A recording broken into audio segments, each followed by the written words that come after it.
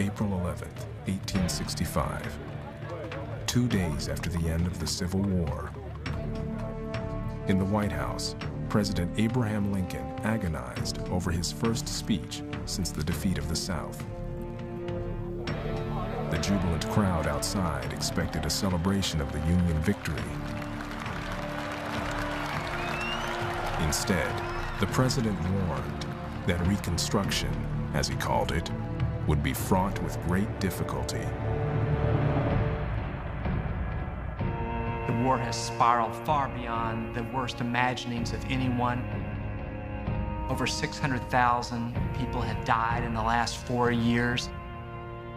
The largest slave system of the modern world is in shambles, and no one knows what's going to replace it. People just cannot imagine how they're going to put the country back together again. It is a revolutionary, chaotic situation, and the responsibility now was to come up with a plan to restore this society. But you also had to do it with this deep and abiding division over race. 3 days later, the statesman who led the Union through the Civil War was assassinated. Suddenly, the extraordinary challenge of reconstructing the nation was in the hands of ordinary men and women. A Yankee officer would venture to the most violent corner of Louisiana to try to impose order. A plantation mistress, whose slaves were now free, would struggle to reclaim her place in the world. A fiery black minister would mount a pitched battle with white landowners. And a new president would force a dramatic showdown with Congress. An old order, an old society has been destroyed, and everything is up for grabs.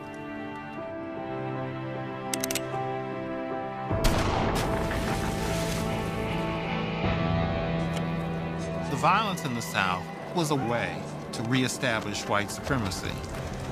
This was a war of terror. After 4 bloody years of civil war, Americans North and South would continue to fight over the meaning of freedom, the meaning of citizenship, and the survival of the nation itself.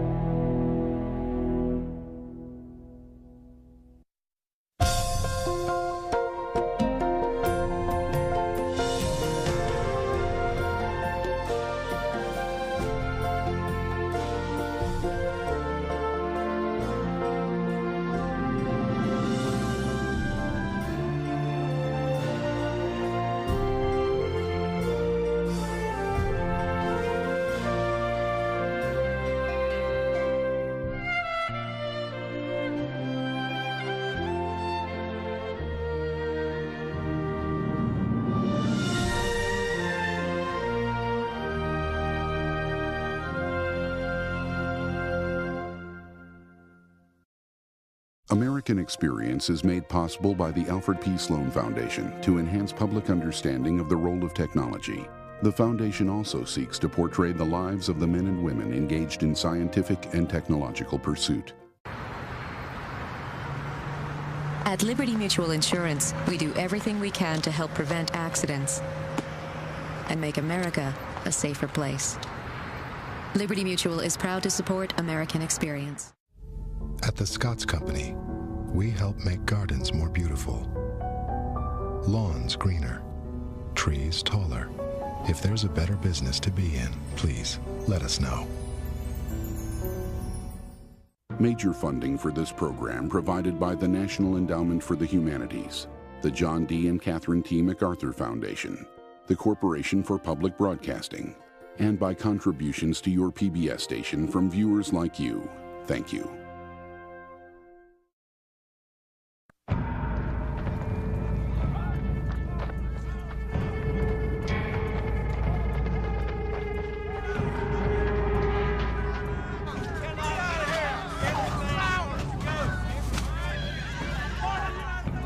The life we are living now is a miserable, frightened one, living in constant dread of great danger, not knowing what form it may take, and utterly helpless to protect ourselves. Kate Stone was 21 years old when the Civil War came to her doorstep. In the winter of 1862, Union troops overran Milliken's Bend, only a few miles from Broken Burn, the family's plantation in Louisiana. Stone watched as bluecoats scoured the countryside for food and supplies and ransacked plantations. Before the Civil War, the South would have been among the 5 richest societies in the world. To the eyes of the South, this is almost this biblical attack. It's just like the plague being brought down on the white South. Their sense of self has been shattered just as their property has. Those are the memories that white Southerners hold too close to them as examples of that their enemy were not really honorable men. With her father dead and her brothers away fighting for the Confederacy, managing Broken Burn fell to Kate Stone and her mother. The plantation was 1,260 acres with 150 slaves. Owning 150 slaves meant that they were in the absolute upper echelons of Southern society and Southern wealth. And so she is both a young, privileged woman, but she finds herself essentially on the battlefield and sees Yankee troops frequently, runs from Yankee troops. Many of her wealthy neighbors abandoned their homes. The Stones clung to their plantation and determined to wait it out. As frightening to Kate as the federal troops were the black men and women now claiming their freedom. Mr. Hardison's Negroes came out today. 6 men with their children and clothes walked off in broad daylight after a terrible row, using the most abusive language to Mrs. Hardison. The other Negroes declare they are free and will leave as soon as they are ready. It was a tremendous shock for many in the planter class to discover, first of all, that the people who worked for them were not happy to work for them. And secondly, sometimes the people who had worked for them were really angry at them. Kate expresses a lot of fear throughout the war, and it's most often fear of armed slaves. What are they going to do to me, given what we have done to them? Mother and daughter watched as their world was upended until they could watch no more. This kind of lack of order, lack of control was the most frightening thing to the Stones.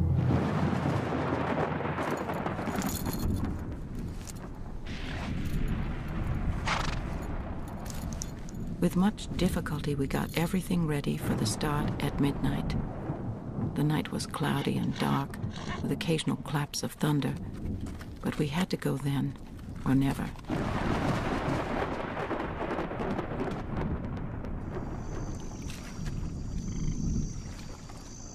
From Louisiana, the Stones fled 300 miles by horseback and boat to Tyler, Texas. There, they joined other wealthy planters who had also escaped to wait out the war. God will aid us in our righteous cause. The people will fight till the last foe expires, to conquer or die.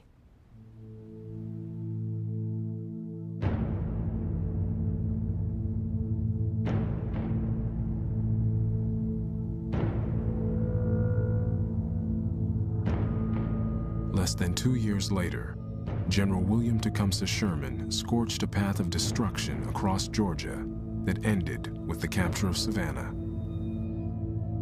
In December 1864, Sherman offered the port city to President Lincoln as a Christmas gift. Union victory was near.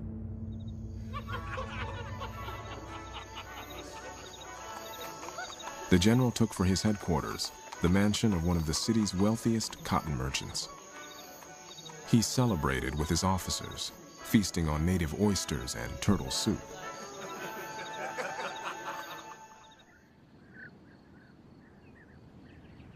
On the outskirts of the city, thousands of emancipated slaves were gathered. They had followed Sherman's army to Savannah, doubling the city's population. In the book of Revelations, it is written that the first shall be last and the last shall be first.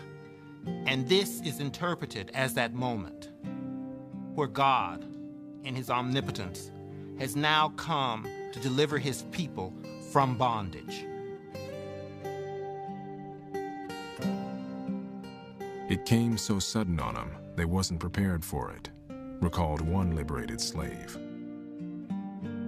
Just think of whole droves of people that had hardly ever left the plantation, turned loose all at once with nothing in the world but the clothes on their back.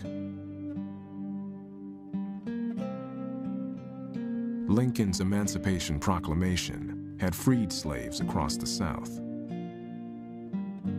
But Washington still had no clear plan for what to do once African Americans were free.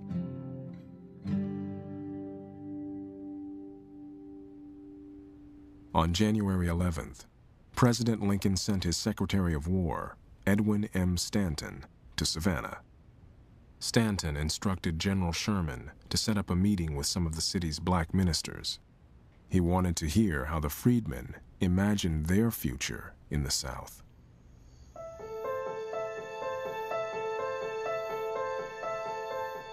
That evening, 20 black men entered the grand parlor as guests of Stanton and Sherman. 16 were former slaves. They chose Reverend Garrison Frazier, who had purchased his freedom 9 years earlier, to be their spokesman. For the first time, federal officials conferred with freed slaves about the future of African Americans in the South. The exchange that occurs between Sherman, Stanton, and the Union generals and Reverend Frazier is one of the extraordinary moments of the Civil War and the ending of the Civil War. Because they asked Frazier not just what should we do with all these refugees, they asked him questions about what the war meant. They asked him questions about what the Emancipation Proclamation had meant. They asked him what the presence of black troops in the Union Army meant. And in many ways, you'll find no better definition of the meaning of the Civil War and the kinds of answers that Garrison Frazier gives that day in Savannah. The freedom, as I understand it, promised by the Emancipation Proclamation, is taking us from under the yoke of bondage and placing us where we could reap the fruit of our own labor. To be a slave, as one of these ministers pointed out to General Sherman, was to be someone who had no control over his life's decisions. And now, these people feel the need to express their abilities, their choices. The way we can best take care of ourselves is to have land, and we can soon maintain ourselves and have something to spare. We want to be placed on land until we're able to buy it and make it our own. This was a man who never left probably coastal Georgia in his life. But he understood the Declaration of Independence. He understood the Emancipation Proclamation. And beyond that, he said, in effect, you should give us our rights, and you should protect our rights, and then you should leave us alone and let us be citizens. 4 days later, anxious to get thousands of freed slaves off his hands and Washington off his back, General Sherman issued Special Field Order 15. It was only a temporary order, but it became one of the most controversial of the Civil War. Plantations in the rice country had been abandoned by white planters during the war. 400,000 of these acres would be given over to African Americans for settlement. The huge land tract included the Sea Islands and parts of the Georgia and South Carolina coast. 40 acres of land will be given out to each family. Plus, Sherman says, the Army's got tons of mules, which we don't really need. They're broken down from our long march. If anyone wants a mule, they can have one of these mules. This is the origin of that famous phrase, 40 acres and a mule. Here was a real revolution. A revolution in the land, on the land, a chance to be their own freeholders.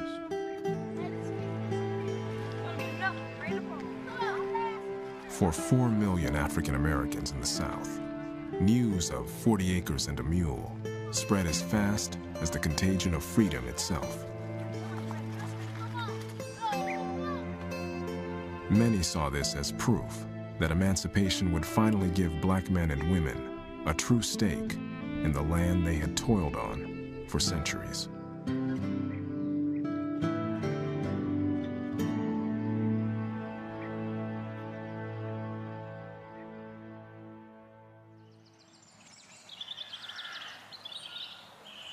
Our forces are victorious.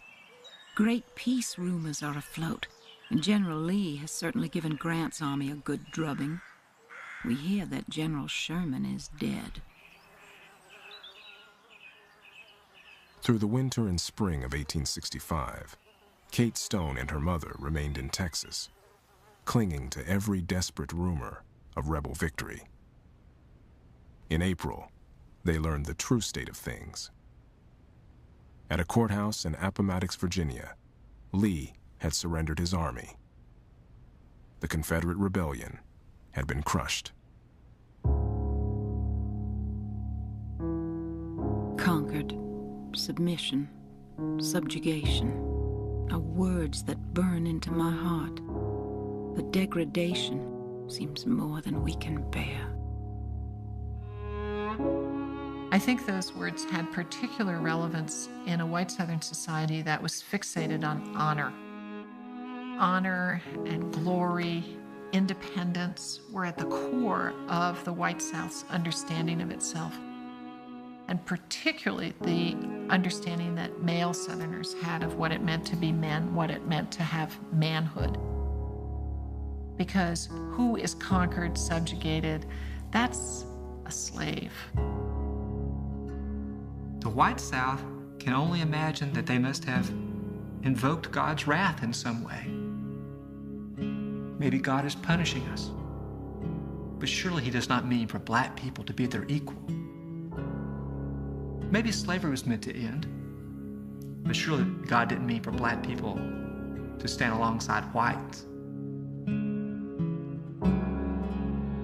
There's a story of a slave who ran away from his master, joined the Union Army, and came back into the South and seized his own master's plantation with his regiment. And he sees his former master and he says, "Bottom rail on top this time, massa." Bottom rail's on top now.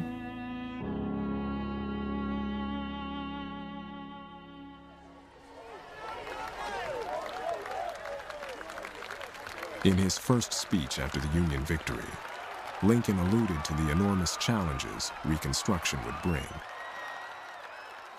He even suggested that some black men in the South might get the vote. His words infuriated many, including a Confederate sympathizer who assassinated the president 3 days later.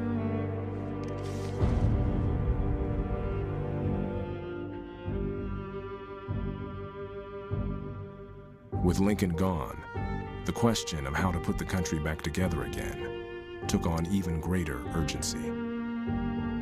Northerners were exhausted by 4 years of war. Most had hoped Lincoln would reconcile North and South and get the states back to normal relations as soon as possible. But there was no consensus on how to achieve this. Just as uncertain was the future of millions of black men and women freed into a society where many whites, North and South, questioned the idea of any rights for former slaves. The notion of civil rights for blacks was revolutionary. 19th century Americans' whole notion of what it meant to be an American was all wrapped up in whiteness. An American was a person with white skin. Here you have the great questions of Reconstruction immediately are what people face. Who will rule in the South? Who will rule in the federal government? And what will the dimensions of black freedom be? All eyes looked to Washington. Former Confederates held their breath and steeled themselves for the worst. The South doesn't know what to expect. Will there be punishment for leaders? Will there be land confiscated? Will there be an occupying army?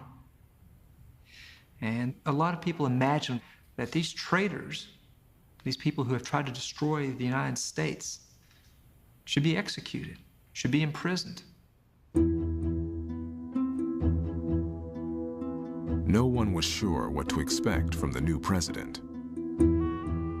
Andrew Johnson was from Tennessee, but he had fiercely opposed the Confederate secession and was the only Southern senator who refused to give up his seat in Congress.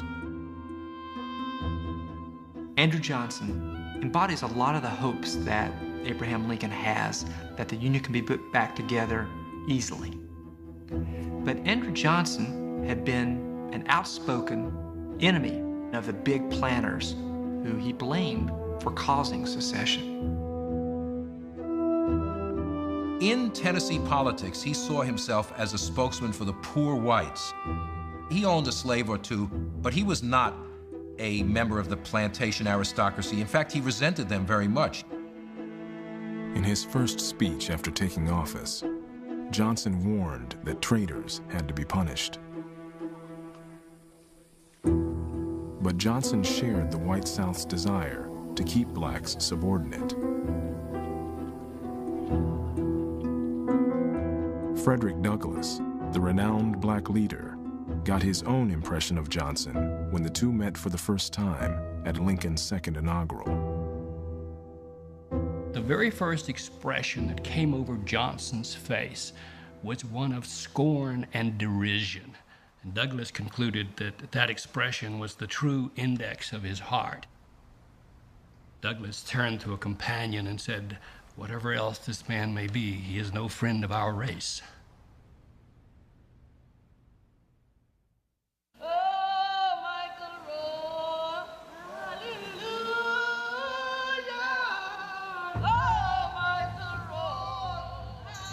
Even as Lee surrendered to Grant, scores of newly emancipated men and women were arriving at St. Catherine's in the Sea Islands of Georgia. Under Sherman's Field Order 15, these abandoned lands would be theirs. Leading them was 53-year-old Tunis G. Campbell from New Jersey. For years, Campbell had worked tirelessly as an abolitionist, a preacher, an educator, and political organizer. With the help of Secretary of War Stanton, Campbell got himself appointed superintendent for the Union-occupied islands in Georgia. There are a lot of people in 1865 who are trying to tell blacks what freedom is and tell them what they ought to be doing. Campbell reflects the impulse we should really determine ourselves what we're doing. Independence from white control, that's critical to their definition of what freedom is. It just happens that on St. Catherine's Island, you can create such a thing. The whites have all fled. Sherman has given out land. So the opportunity to create an independent black community exists. We left with rations and a few families, and at Hilton Head got more, Campbell wrote. And Savannah loaded us as deep as we could swim.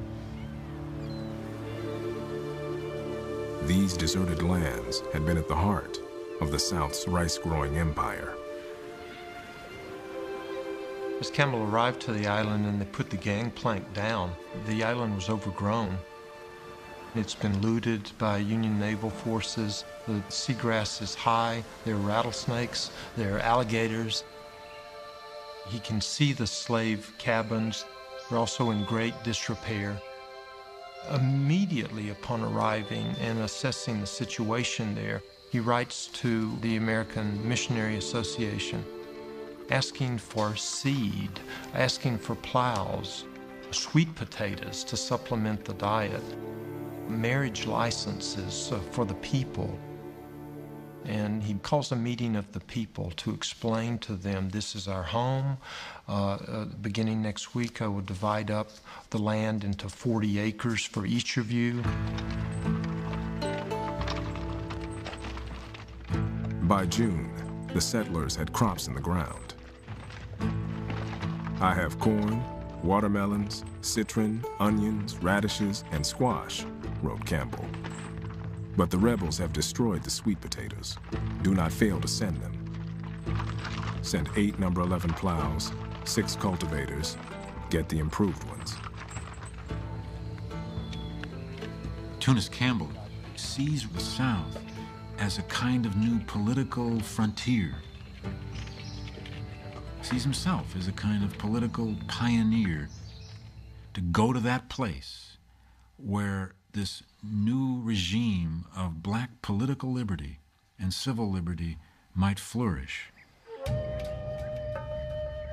Campbell arrived at St. Catherine's with his own blueprint for a government. There would be a Congress with 8 men in the Senate and 20 in the House of Representatives, a Supreme Court, and Campbell himself as president. He even established a 275-man militia.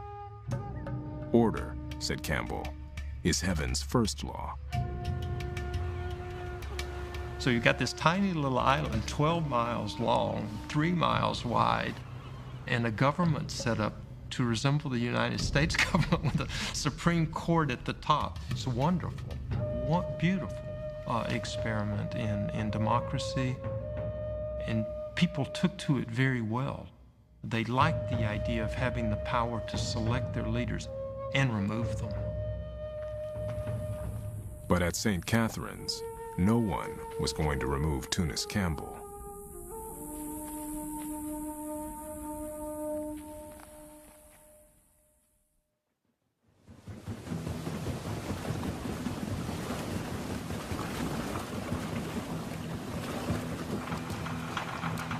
That same fall, 9 black soldiers and their white captain climbed aboard a sternwheeler in New Orleans and headed upriver. The captain, Marshal Twitchell, was a career soldier from Vermont who had led black troops during the war. He had fought at Antietam, Fredericksburg, the Wilderness, and just about every other major battle in the East. Twitchell is one of those Union veterans who enlist in the first year of the war and stays the duration. He's wounded several times. He gets a mini ball right in his face. It cuts a groove around his face and exits behind his ear. He'll have the scar for the rest of his life. The war was over, and Twitchell was restless. In New Orleans, he got himself a commission in the Freedmen's Bureau. In the chaotic post-war South, the job of the Freedmen's Bureau agent was to smooth the transition from slavery to freedom. The Bureau built schools for the former slaves and fed and clothed war refugees, black and white.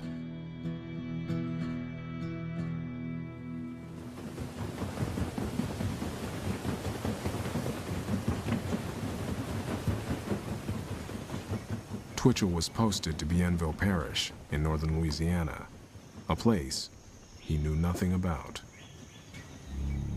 Here he is on a sternwheeler heading up the Red River. This region had never been conquered, so he's entering the last part of the Confederacy to surrender. It is dangerous, exotic, it's isolated, and he doesn't know it, but he is entering what is probably the most violent place in America. It's no coincidence that Harriet Beecher Stowe chose to put the final brutal ending of Uncle Tom's Cabin, where Uncle Tom is beaten to death by Simon Legree. It's no coincidence that she puts it on the upper Red River. It's a violent region. I was without telegraphy, railway, or water connections, remembered Twitchell. If I'd known beforehand what my position was to be, I should have remained with my regiment. At the courthouse in Sparta, the county seat, Captain Twitchell set up office as the sole Freedmen's Bureau agent for the parish. He soon discovered his new neighbors were as hardened to battle as he was.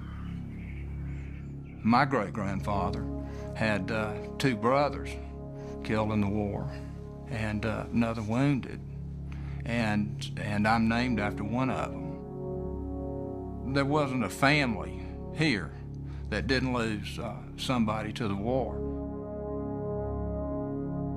But in our little area, these veterans were never defeated, and that is a lot of the feeling here.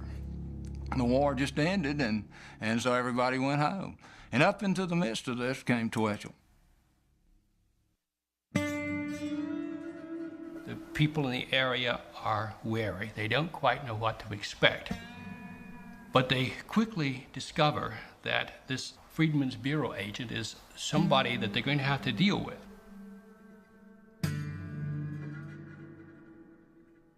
Agents like Twitchell had military authority to settle labor disputes and conflicts between former slaves and masters. The planters certainly resented this intrusion into so sensitive an area. They wanted direct control over black laborers. They didn't want some Yankee Freedmen's Bureau agent there questioning their behavior, actually sitting them down and having them testify. And for the freedmen, here was somebody that they could go to if they were mistreated. He can't fundamentally change the economic lives of these people. All he can do is try to be a mediator, to give them some degree of justice. Twitchell would soon learn that for a Yankee officer all alone in Northwest Louisiana, even a degree of federal justice might be too much.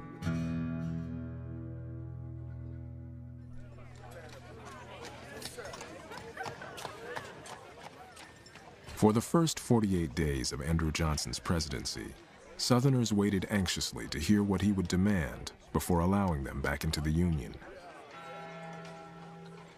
On May 29, 1865, Johnson announced his plan for what would be called presidential Reconstruction. There was good evidence in 1865 that a lot of white Southerners, leadership even of the Confederacy, would have accepted relatively harsh policies at that moment. But very soon it became clear that Andrew Johnson wanted a rapid, lenient restoration of the Union with as little alteration of the Constitution and the creation of black civil and political rights as possible. Johnson would issue blanket pardons for most former Confederates. The rebel states would be encouraged to form new governments quickly. Washington would not interfere. The president's leniency surprised many in the North. Southerners responded with relief. Johnson actually sets only the most minimal requirements.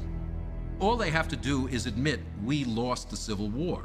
The Civil War is over, slavery and secession are dead. Other than that, there are no requirements.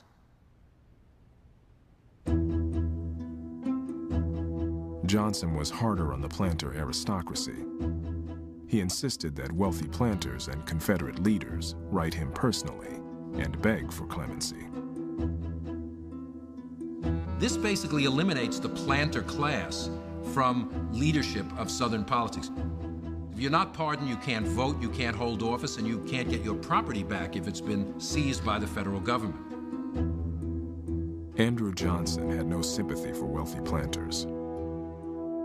He had risen from poverty and identified with poor white Southerners who, before the war, had far outnumbered the slave owners. Now, he was anxious to protect poor whites from what they saw as a new threat. Poor whites have to face the fact that now that black people are free means that they have to compete with this new element for livelihoods, for social positions, and for political power, ultimately. And this is a very frightening thing. Johnson's aim is to bring the white South and the white North back together. African Americans just do not play a role in Johnson's vision of the post-war South other than to go back to work and be landless and rightless plantation laborers. Johnson's contempt for the freedmen infuriated many in Washington, and none more than Thaddeus Stevens. The congressman from Pennsylvania had been a fierce abolitionist long before the war. Within the Republican Party, he led a small, vocal faction known as the Radicals. These were principled men. Before the war, they had been the strongest Republicans opposing the expansion of slavery. During the Civil War, they had been the first ones to call for arming of black troops, for issuing an emancipation proclamation. Long before there was any conceivable political benefit to be gained from supporting the rights of black people, they were doing it. The radical Republicans had a vision of what Reconstruction should be. They believed it should be longer in duration. They believed the Southern states had left the Union and had destroyed their status as states. They had to be reinvented. To Thaddeus Stevens, Reconstruction meant not only safeguarding and preserving the essential results of the Civil War, but in his vision, it meant remaking the South. It meant the increase of democracy in terms of representation. It meant the spread of the right of suffrage. The Radicals' hard line marginalized them within their own party. Most Republicans feared the Radicals' position on black rights would drive away white voters in the North. It is the radical wing which is the most sympathetic to black people. The party in general was committed to a limited program of civil rights, protection of property, education, etc. But the party is not in any way committed to any sort of radical restructuring of Southern society.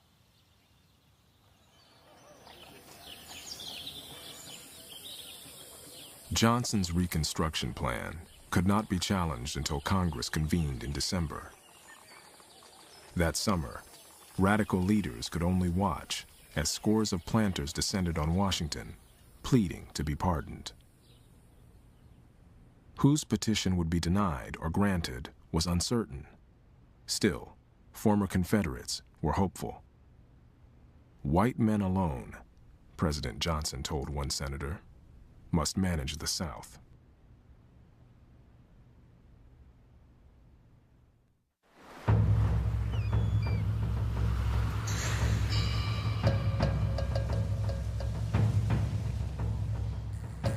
On St. Catherine's Island, Tunis Campbell's Township was flourishing. 369 settlers occupied 54 slave dwellings left from the old days. They grew fruits and vegetables of all kinds. But what they wanted were schools. There is one sin that slavery committed against me that I will never forgive, remembered one man. It robbed me of my education. Before the Civil War, maybe no more than 10 to 15% of the black population of the South was literate. To learn how to read was a revolutionary act. They understood that it was necessary if they were to take their place as freed people within the Union, that they have the rudiments of education to survive. After the war, freedmen who had secretly educated themselves quickly opened schools in warehouses, on barges, even in old slave markets. And the Freedmen's Bureau and Northern missionaries built thousands more throughout the South. At St. Catherine's, Campbell used his own savings to bring teachers down from the North. Then he called on his wife, Harriet, in New York. He writes a letter to Harriet, says, bring the sons down, we're going to establish the schools, we're on an island of our own, there are no white people here, and we're going to lift up children. Bring all the primers you have, and please join us. This is the first time he's seen his wife and sons in about 2 years.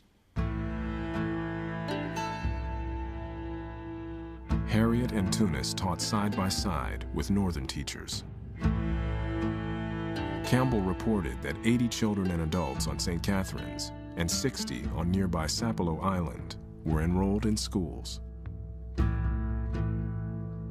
More than 1,000 students attended Campbell's makeshift academies. The adults are being taught at night. They need to deal with white people more as equals. And to do that, they have to be literate. White planters watching from the mainland resented the schools and the entire settlement. Not just because the land had been seized from one of their own, but because of Campbell's ambition and independence.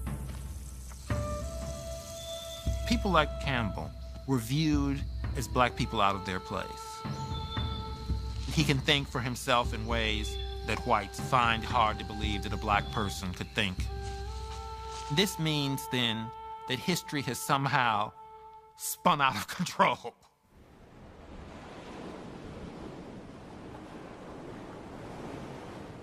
By June 1865, Jacob Waldberg, the white planter who had owned St. Catherine's, was back in Georgia. He demanded that Campbell get off his land. The planters are holding up deeds to the islands that are 200 years old or 150 years old. They said, no, wait a minute. This is a nation of laws, and see, my great-granddaddy had this deed. And yours comes from a possessory title given to you in time of war for abandoned lands. How does that affect my promise of property rights under the Constitution of the United States? Waldberg got his answer. St. Catherine's Congress passed a law forbidding any white person from setting foot on the island. Campbell's militia stood ready to enforce it.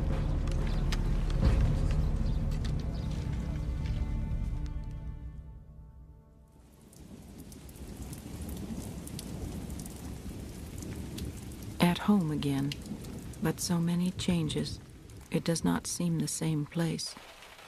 The bare, echoing rooms, the neglect and defacement of all. Gardens, orchard, and fences are mostly swept away. Nothing is left but to endure. When Kate Stone and her mother returned to their Louisiana home after the war, they were nearly bankrupt. There was no credit to be had. Of the 150 slaves they had owned, only a few remained at Broken Burn.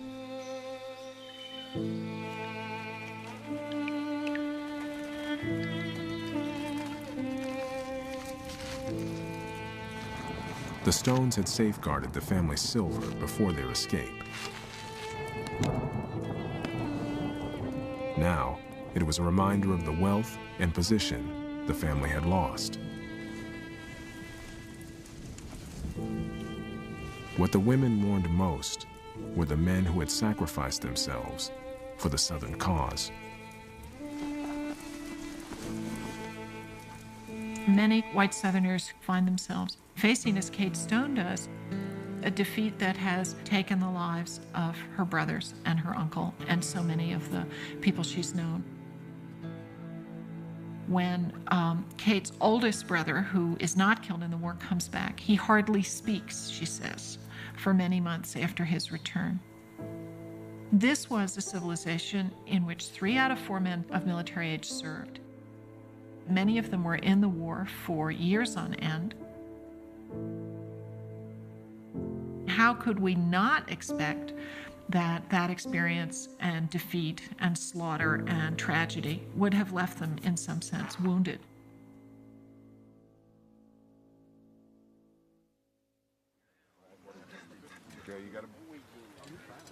All these hundreds of thousands of Confederate soldiers are going back home, uncertain of what they're going to find and uncertain of what they're going to do. As they look around and see the free black people refusing to just do what white men tell them to do and trying to create freedom for their families, everything looks to them as an insult and as a threat. White Southerners say, we've got to make clear who's boss. We've got to make clear that we are in control of all of this.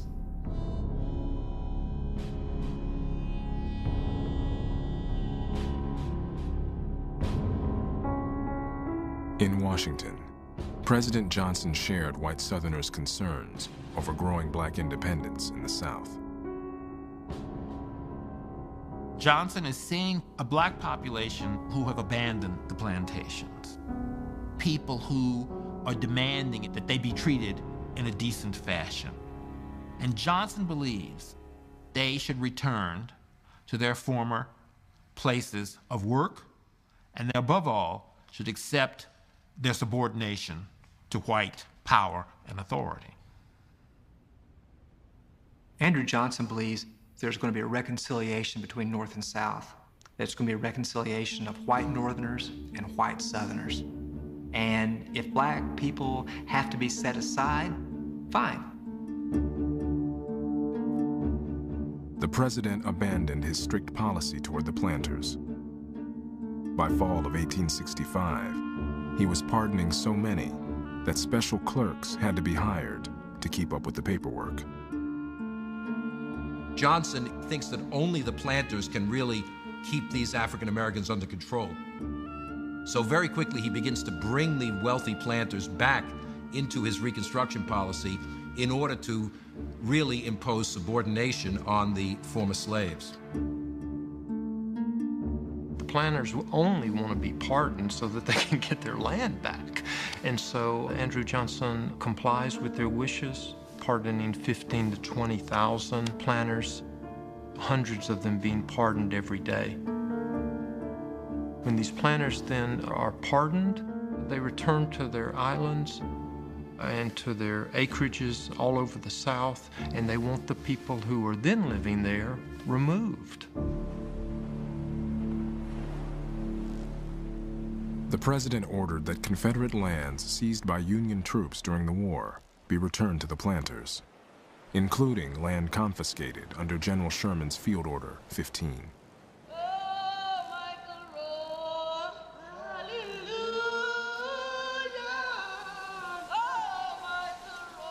In Georgia, the assistant commissioner of the Freedmen's Bureau refused to give planters back their land. Johnson fired him and replaced him with someone who would. In Washington, the head of the Bureau, General O. Howard, sympathized with the freedmen and resisted the president's decree for as long as he could. Finally, in October, Howard set out for the black settlement at Edisto Island off the coast of South Carolina. His orders from President Johnson were to effect an agreement mutually satisfactory to the freedmen and the landowners. Behind the bureaucratic language, Johnson's directive was clear. General Howard has to tell these former slaves that the land that they thought had been given to them by the federal government now is going to be given back to the former owners. And if they want to remain there, they're going to have to sign labor contracts to work as laborers on these plantations.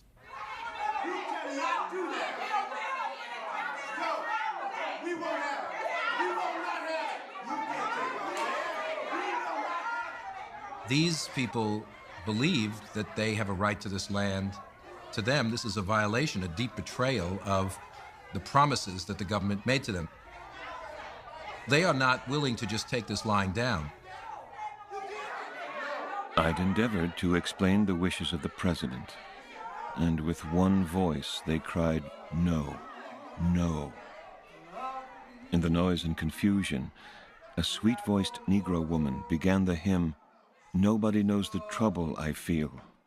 Nobody knows but Jesus." Oh, yes. Happy, like a mortal nature.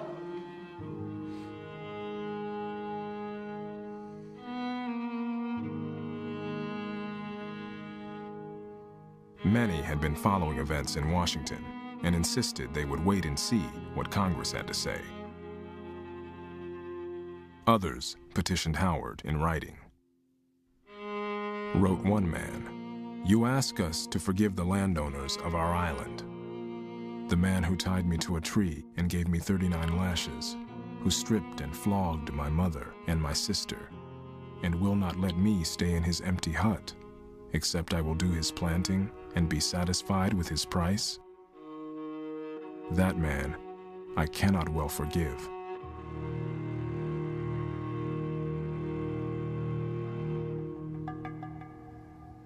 In January 1866, a large contingent of black soldiers arrived at St. Catharines with orders to restore the land to Jacob Waldberg. Campbell's militia had kept whites off the island, but this was something different.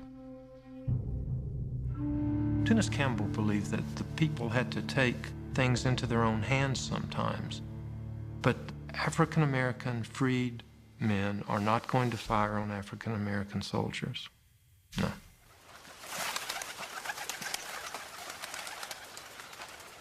The experiment in independence at St. Catharines was over. A determined Tunis Campbell headed for the Georgia mainland.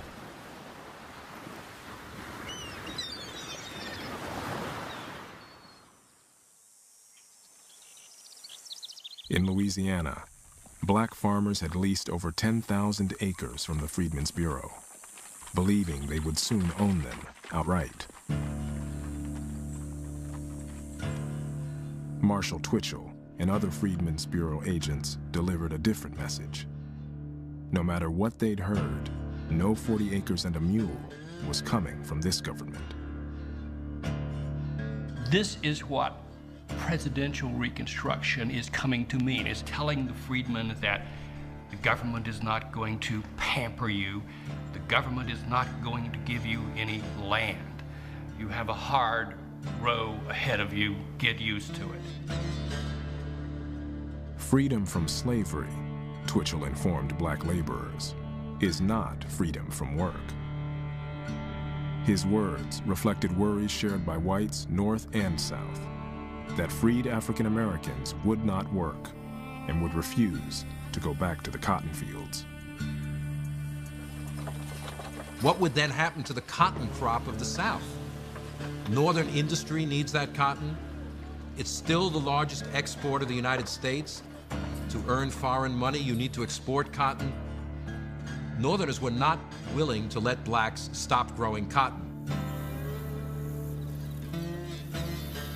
Freedmen, I think, probably would have chosen to duck out of the cotton economy altogether. You can't eat cotton. For the freedmen, becoming an independent landowner is a dream. That's their version of the American dream. But that kind of independence for the freedmen, Southern planters don't want it, the Freedmen's Bureau doesn't want it, many Northerners in Congress don't want it. Across Louisiana, white planters now sat down to draw up labor contracts with the men they used to own. No matter what color your skin is, no matter what your status before the war had been. It's a new order for everybody. No matter what happens politically, you've got to figure out how you're going to feed yourself and your family. That's the backbeat. That's the rhythm of which everything else depends. The freed people understand that they're going to have to work, but they do not want someone riding around on a horse with a whip curled on his shoulder, as the overseer had done under slavery. And they also do not want to work for low wages.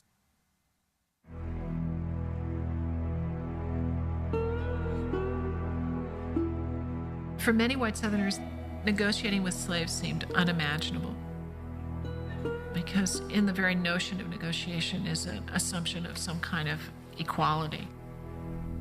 And for many white Southerners, they don't have anything to pay them with because they themselves are on the verge of desperation.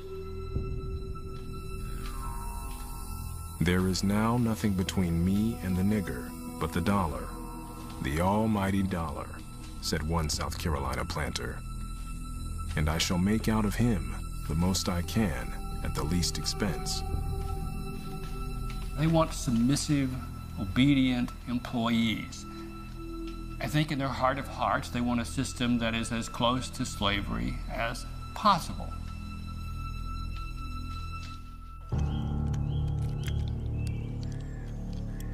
Black laborers who insisted on better wages and working conditions were regularly met with threats and violence. Vigilantes lynched whole families and used the bullwhip on men and women as they had in slavery days.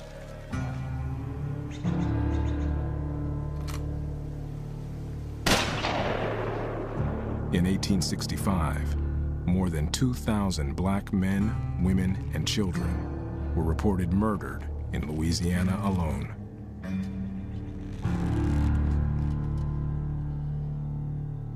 The violence in the South was a way to reestablish white supremacy. These gangs of whites pick out the guy who's trying to save his money, who's trying to get ahead. A man who is an inspiration to other black people in the community. He's the one that gets murdered. It amounts to systematic culling of alpha males from the black community. The Southern legal system became an instrument of intimidation.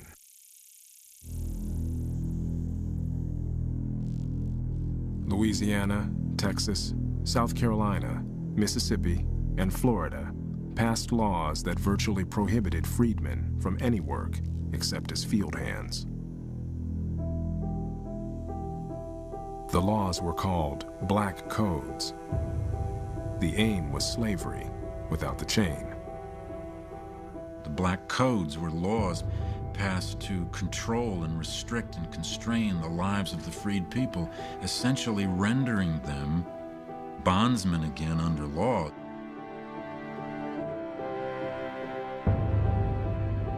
Some states made it illegal for freedmen to handle weapons and restricted them from buying or renting land.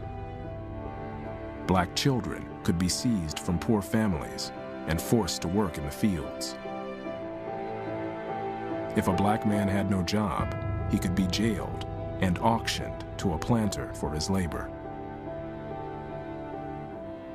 They make a travesty of the freedom that African Americans have acquired. They are so far from any notion of fairness or freedom that even Northerners who are not egalitarians say these laws are unacceptable. And so Northern Republicans are faced with a dilemma. They don't want to have a big fight with the president, but to accept the idea that Johnson's policy is a success and accept the Black Codes, they feel means giving up the victory in the Civil War.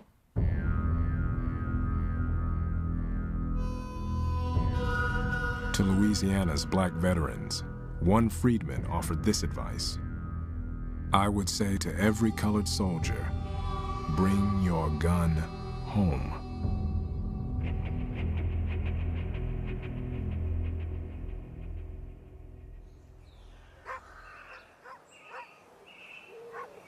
By early 1866, Marshall Twitchell was feeling pressure from the locals who resented his authority.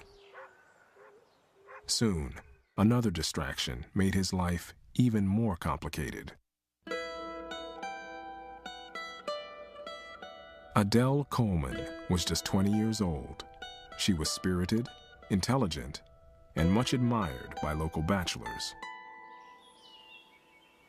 Adele and Marshall became daily companions, but their romance was troubled from the start.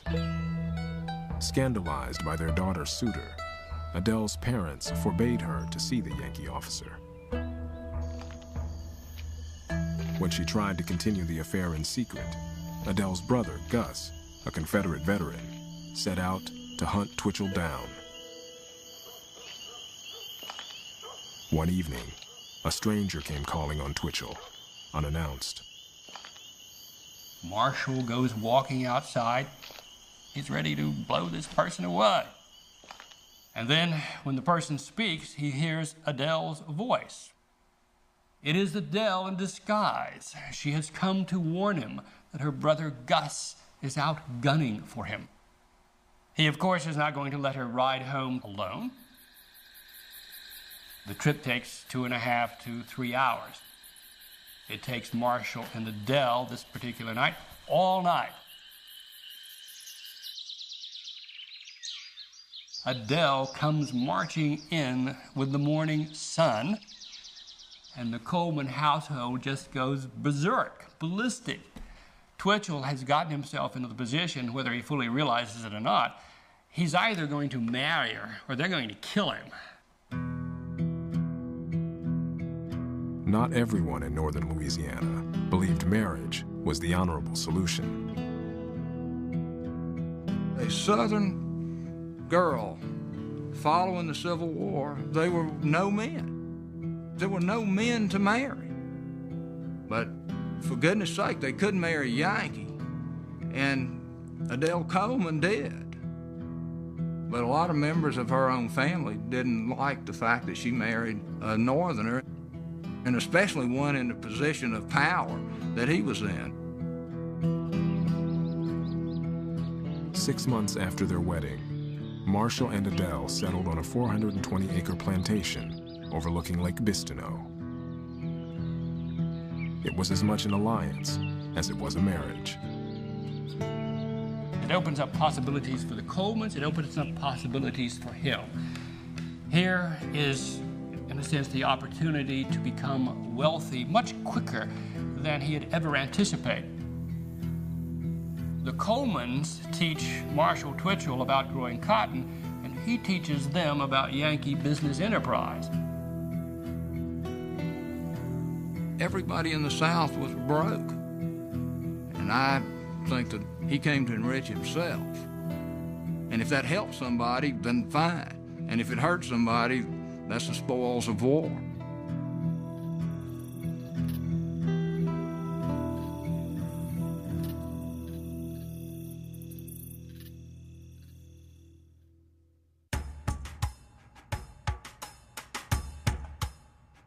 In December 1865, the 39th Congress, the first since the end of the Civil War, convened in Washington.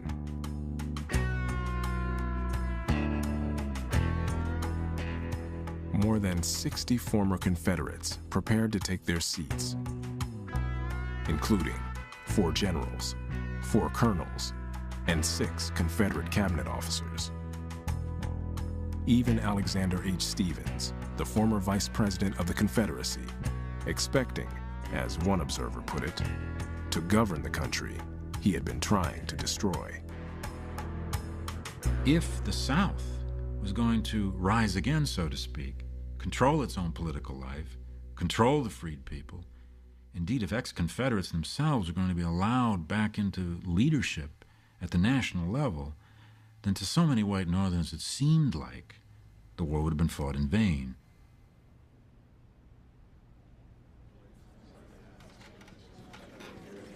On the opening day, the clerk of the House refused to announce the names of the Southern delegates in his roll call. The former Confederates were denied their elected seats and sent packing. The fight for control of Reconstruction had begun. In many ways, Congress was a poisoned atmosphere in the debates over the Reconstruction policy. There were raw war memories being played out. There were visceral hatreds being played out on the floor of Congress between Republicans and Democrats. These debates are between men who have experienced this war, who have fought this war. They are fighting literally about the meaning of that conflict they have just fought. Northern Democrats sided with Johnson and railed against Republicans across the aisle. Washington must get out of the way, they insisted, and let Southerners run their own affairs. The Democrats had always identified themselves as the party of the white man. They very explicitly said, we are here to protect the rights of white men, North and South. And how do we do that? We hold the Union together. For that reason, the Democrats saw themselves as trying to put North and South together as quickly as possible during the Civil War, and as soon as it's over, trying to knit North and South together at the expense of black men.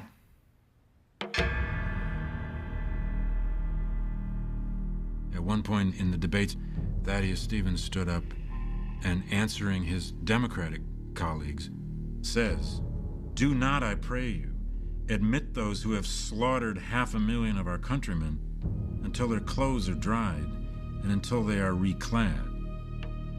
I do not wish to sit side by side with men whose garments smell of the blood of my kindred." It was Stevens' way of saying, we're going to keep the South out of the Union as long as we can, and we're not going to allow anybody back in here who was responsible for making the war.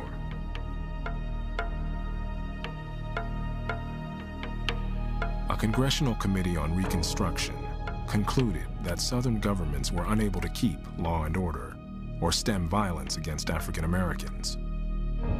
Allowing Southern states unchecked power so soon after the war, the committee said, was madness and lunacy. Moderate Republicans had hoped to persuade Johnson to provide minimal protections for blacks in the South. Now, even they were growing impatient with the president's policies.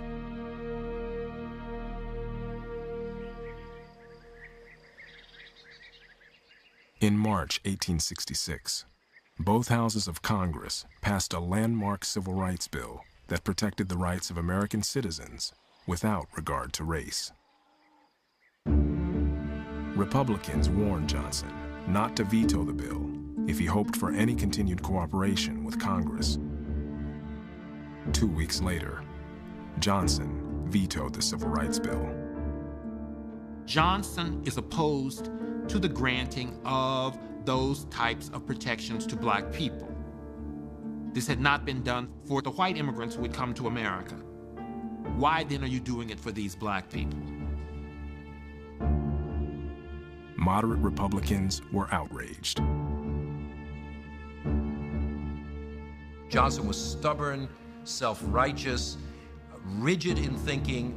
He was really the worst person possible to become president accidentally at a time when flexibility, vision, and creative leadership were really what was required.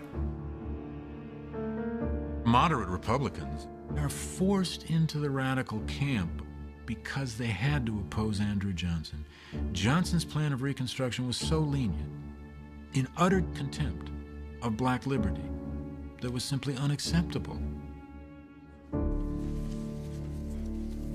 A united Republican Party overrode Johnson's veto. America had its first Civil Rights Act. But many in Congress argued that the act was not enough, that safeguarding civil rights required changes to the Constitution itself. Republican leaders proposed a new amendment. The 14th Amendment becomes the crux of the political battle in 1866. And basically, what they put into the Constitution is a new definition of American nationality and citizenship, making African Americans for the first time full citizens of the United States, origin of the concept of civil rights in American society. Rights which obtain to you as a citizen, which cannot be rescinded because of your race.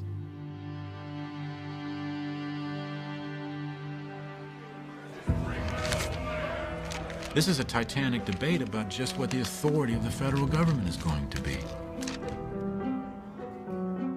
There were plenty of Americans who argued the federal government had no right to declare black people citizens. The Democrats are constantly putting forward racist arguments. You are eradicating a line between black and white which has existed forever.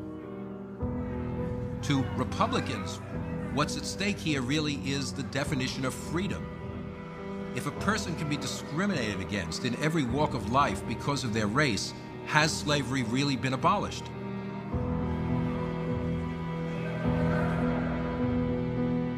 Congress overwhelmingly passed the 14th Amendment, but it had to be ratified by 3/4 of the states.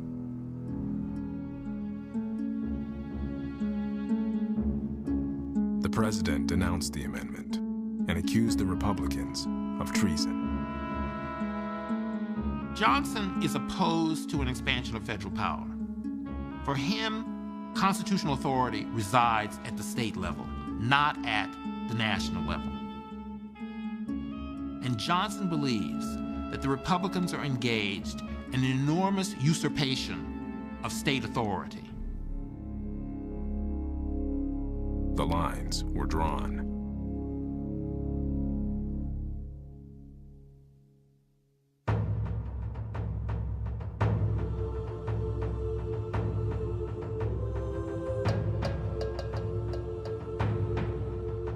Since the end of the war, black political conventions had been taking place across the South. The central issue was black suffrage. "We simply ask that we be recognized as men," declared the South Carolina Convention of Colored People, "that the same laws which govern over white men shall govern black men. We stood by the government when it wanted help," a delegate from Mississippi wrote President Johnson. "Now, will it stand by us?" In New Orleans, hundreds of black men declared they were ready to fight for the right to vote. Militant whites in the city vowed to stamp out black agitators and radical Republicans. President Johnson dismissed the growing signs of trouble. At midday on July 30th, 1866, New Orleans exploded. At the state convention, a mob attacked white radical Republican delegates and their black supporters. The Republicans were chased out of the convention hall and shot down. Black men were murdered in the streets.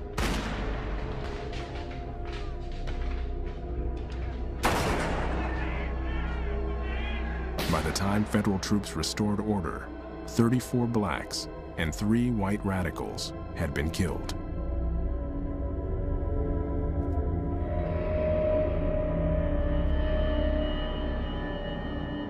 And the radicals say, "We told you. We told you that unless you stamp out this serpent of white power in the South, unless you kill it, that it's going to rise up again."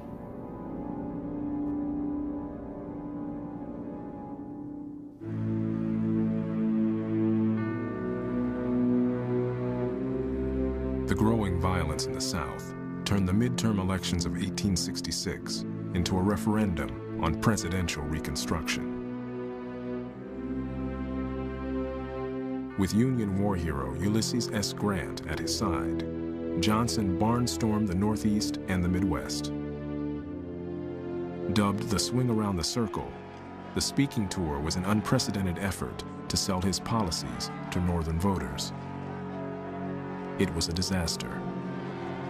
At the podium, The president traded insults with hostile crowds and blamed the slaughter in New Orleans on Congress.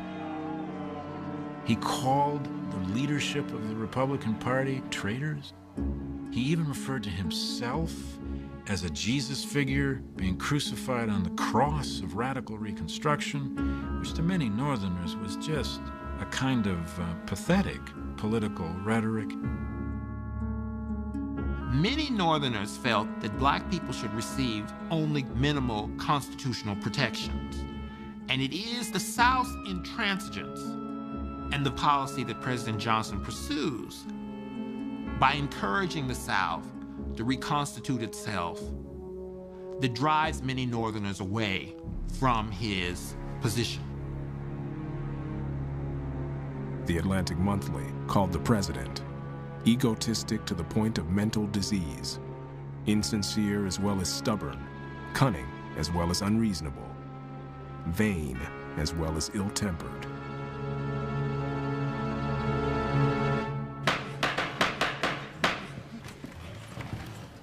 That fall, Republicans won 3/4 of the seats in both houses of Congress, enough to override any Johnson veto. In only 18 months, the radicals had gone from a fringe minority to the center of Republican leadership. Now it was their turn to define the course of Reconstruction. Thaddeus Stevens was 75 years old, so frail that he had to be carried into the House of Representatives by admirers. In a voice his colleagues could barely hear, the tireless Stevens made a final plea for federal intervention in the southern states. Congress has been sitting here, and while the South has been bleeding at every pore, Congress has done nothing to protect the loyal people there, white or black, either in their persons, in their liberty, or in their property.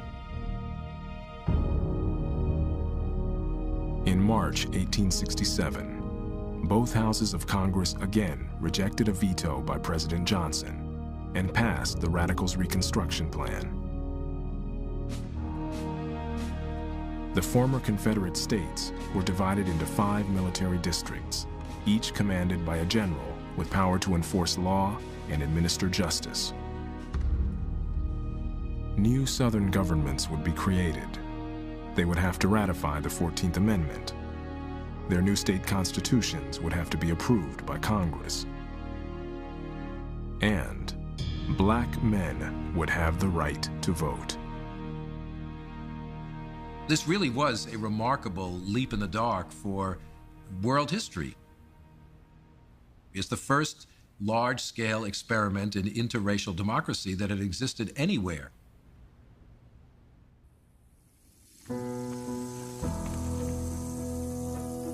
When Tunis Campbell learned of the radicals' bold plan, he immediately decided to run for office. Marshall Twitchell also went into politics. As a delegate to Louisiana's Constitutional Convention, it was like nothing he'd ever seen. More than half the delegates were black.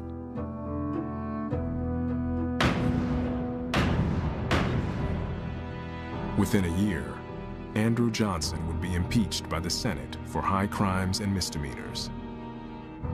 His presidency would survive by a single vote.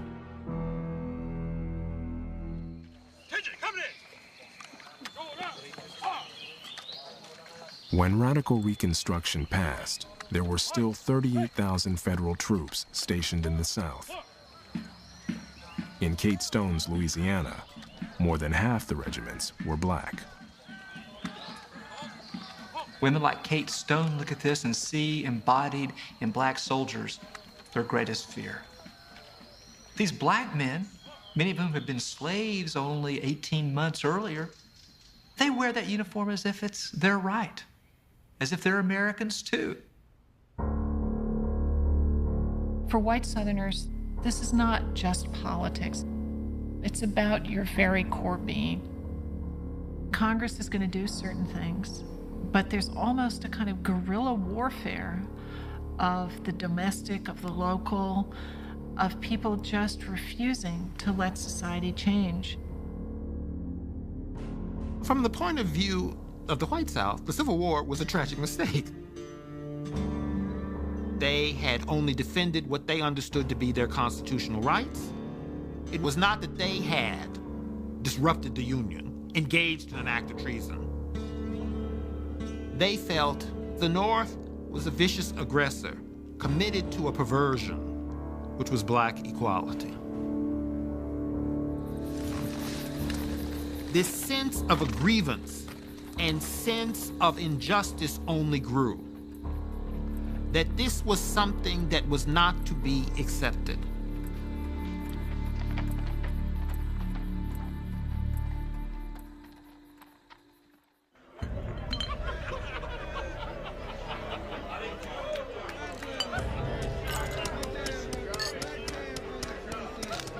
In North Carolina, the last legislature elected solely by the white vote adjourned.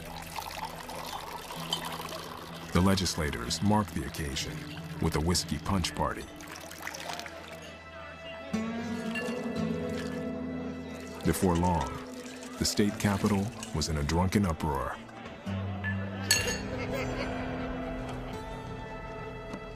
With the ballot in black hands, many expected to give up their seats to former slaves. "We have lost all hope of escaping the vengeance of the Northern people," wrote one senator, "and all are preparing for the worst."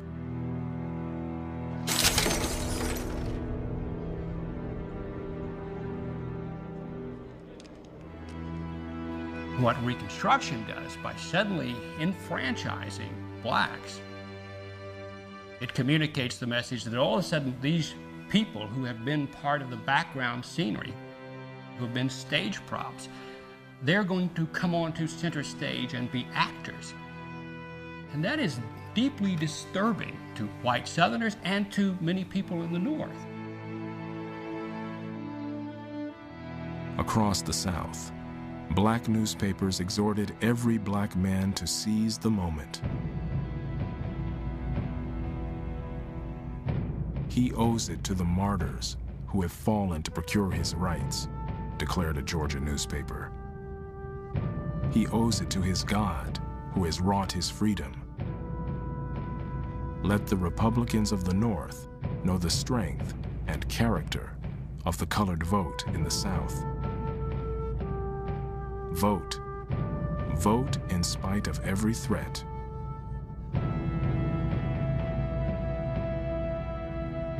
To freedmen, the ballot was sacred proof they were bondsmen no longer, but citizens at last.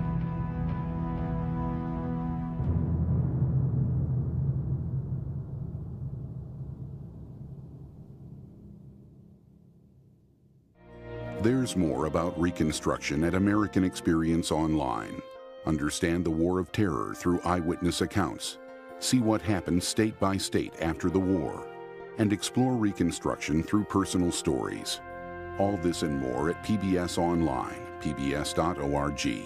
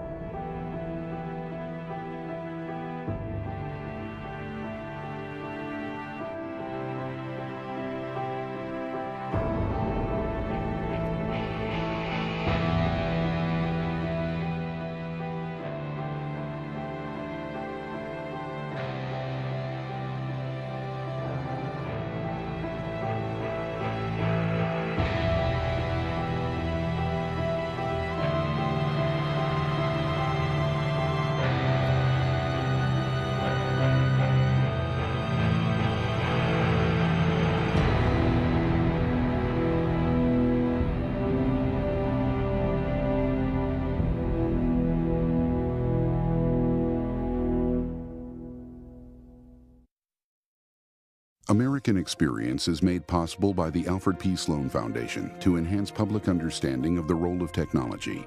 The foundation also seeks to portray the lives of the men and women engaged in scientific and technological pursuit. How do you get a weed-free lawn, a healthy garden, a home that's pest-free?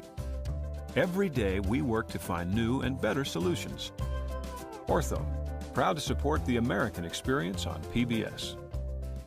At Liberty Mutual Insurance, we do everything we can to help prevent accidents and make America a safer place.